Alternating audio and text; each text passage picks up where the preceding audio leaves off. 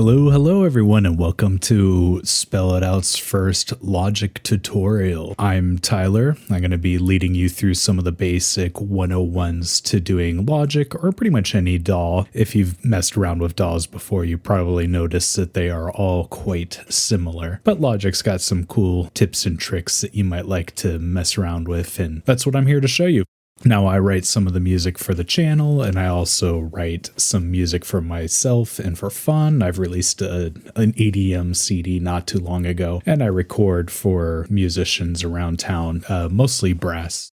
For the meantime, we're just talking about how to get started, how to use the audio tab, and eventually on future episodes, we can talk about synthesizers and MIDI and all that other fun stuff that we're all looking forward to. Anyways, sit tight and let's get started. So the cool thing about this is it's very similar to GarageBand. So if you've ever messed around with GarageBand, you will find there's a lot of similarities that will help you kind of learn on the way. And some of the hotkeys are the same too. Anyways, when you open it up, you get a new track and you have several different options. You have your software instrument, audio, and drummer. On your software instrument, that's usually if you are just messing with the synthesizer and doing MIDI. You can have the choice to pick which instrument you want from the bat, but if you have no idea, you can just do the default and then toy around with it later. You can also double check to make sure that your output is going through the correct place. Make sure that that's all linked up, so if you don't hear yourself, you can always click from here to double check where it is going out. As you see, I have mine set up to a Scarlett 18920, so that is where I want it to go. Next is the audio one. This is the one we're going to be messing with mostly today. You can always select your input. That's the first thing you want to do. I have mine set for input 2. That's just where I have my speaking microphone. I have my playing microphone set to input number 1. If you do 1 and 2, you can get a good stereo. Yeah, double check. If you click this tab over here, you can see it'll open up preferences for you, and it'll let you choose your input device and output device. As you can see, I have 2 separate ones because I'm going into my mixer board. It's really good. It's the Yamaha MG10XU. Works very effectively.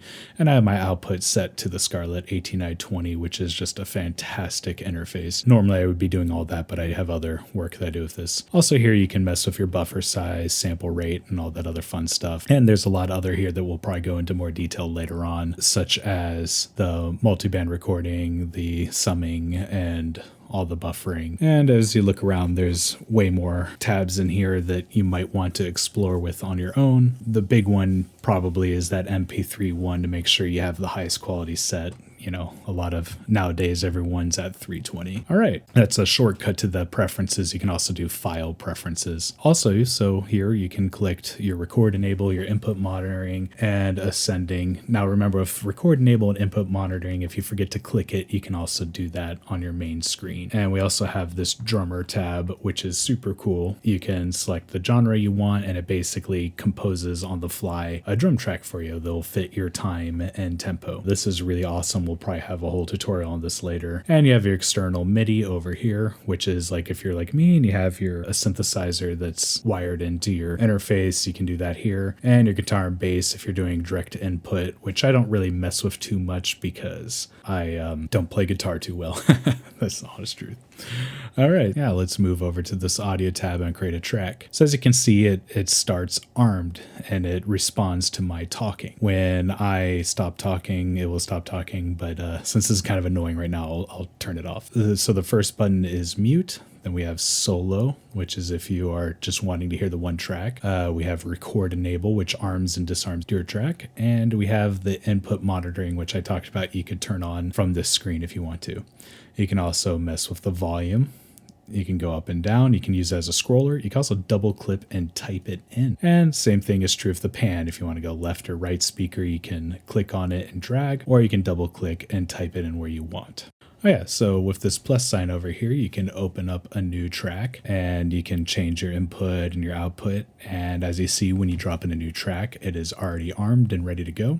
Let's talk about this tab over here, the next one, which is really cool. So say you've done some work, you've thrown your EQ on, maybe you've thrown some compressor on. Say we're doing a drum track, maybe you have some enveloper on it and you got it all set where you want. You can go over to this tab over here which, as you can see, new track with duplicate settings. You click on that and bam, it pulls up the track and it already has all your FX on it. It just drags them all over. It's super convenient, super easy whenever you're in the mastering process. Now, if you change it, they're not linked up. So look, if I mess with everything over here and we'll mess with the EQ some here. Let me do like a pop filter. Here we go. I'll mess with as I click up and down. Here, I'll add some tail 1 second so it's more obvious. All right, but yeah, so as I click up to the other track, as you can see, none of the changes I've made are there anymore. So they are not linked. This is why you definitely want to make sure that you have done all of that before you duplicate your new track. From here, I can duplicate the track with all the settings already messed up how I want them to be. I said messed up, but put correctly how I want them to be. And now the new track has all the settings and yeah, that really low makeup on the compressor for some reason. But yeah, here we go. So there you go. That's a cool easy way to duplicate the track, especially when you are working with a lot of similar stuff over here. So a lot of times we have tons of tracks, so I'm going to put in a whole bunch, and it gets pretty busy. So I highly recommend that you get in the habit right from the beginning of naming your tracks. So I'm going to put this one here. We'll say a trumpet. You'll do trombone. This is my primary instrument. I can't remember how to spell it. Wait a second. All right. And then we'll do horn. And let's see. It's just thinking maybe like clarinet. And I encourage you to be as specific as you want. So, if you're doing like drums, maybe we'll put like a kick drum. And we'll put a snare drum right here. And so on and so forth. So the more detailed you have it, the easier it is going to be to navigate it. Also, another thing you're going to want to mess with is colors, which we'll talk about in a bit. So anyways, I'm going to arm this and I'm going to play. A little warning, I'm not warmed up, but we'll see how this goes.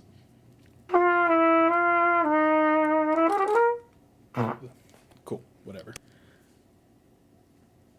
All right, yeah, so the track's armed and you play it. I can just go back to the beginning by scrolling the playhead or hitting stop or hitting the back arrow with the line and get us back to the beginning, and we can take a quick listen to it. Cool, whatever. Cool. So yeah, the space bar will start it and stop it. It's like your play pause button. It's really useful. So yeah, while we're here, we'll talk about another cool trick. You can hold the option button and drag, and it just copies and pastes it for you.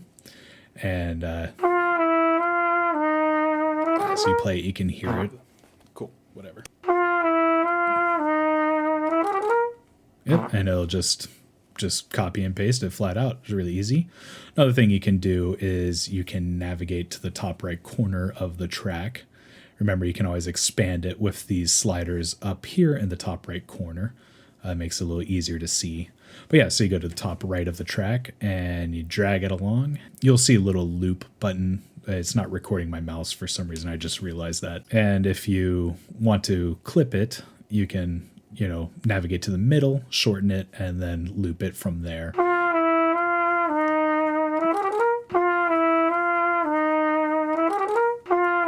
Yeah. Very similar to how GarageBand works. We'll go over to View, and we're going to pull up the Show Colors. So you pick your color. If you click on trumpet, it selects the whole track for you.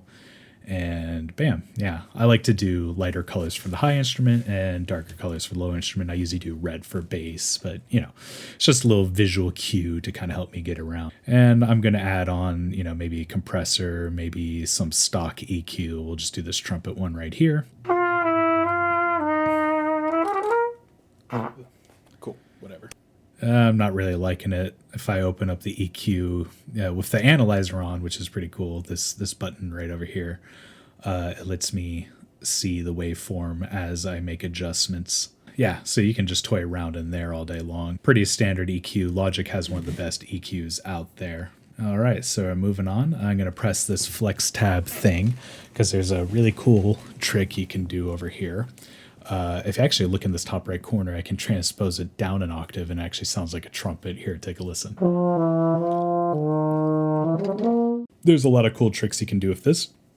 So I'm going to pull out my scissors tool. How I most practically use this is maybe I'll cut out a note like here and I'll fine tune it. So, maybe just fix the tuning because it sounds a little gross. So I'll drop it down or up wherever it needs to be. Once again, this was played with zero thought or effort. So don't expect anything too great. A couple other cool things we can do while we're here. And we got flex time open. Mess with this down here in the more tab. We have fade in, we have fade out. This will help prevent clipping of your samples. You can also, instead of fade in, you can do slow down and speed up, which is really cool. Here, check this out. I'll slap a 500 millisecond slowdown on this first track I've selected, and this is what it sounds like.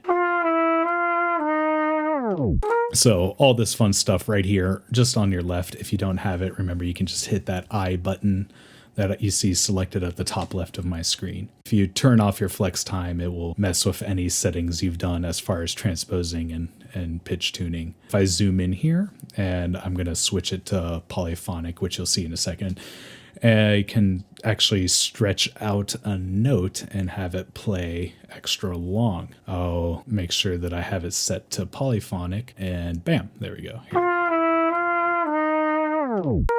So that note's a lot longer, and it sounds like it's been played longer. Last, we have bouncing, which is what it's called when you want to export your track, when you're done with it. So you select what you want to have. So you either select nothing or you Command A, select everything, because it's going to bounce the project or selection. If you just have one little track or one bit of a track selected, it's only going to export that. Either Command A and bounce over here and file, and there you go. You can set it to, PCM, which would be your waveform or any high quality. You can do MP3, it'll automatically convert it for you, makes it super convenient. Or you can do things like this M4A or these other options. So for the most part, you're probably going to do MP3 and you're going to mess with the settings, make sure it's at the highest quality because, nowadays everyone loves it. Anyway, so that's the end of this tutorial. I hope it helped you a whole bunch. We will go into more detail on anything that confused you. So if there's something you want me to talk about specifically, we can obviously leave it in the comment section and we can go into more detail. I hope you enjoyed this. I enjoyed making it, and I will see you next time on Spell It Out.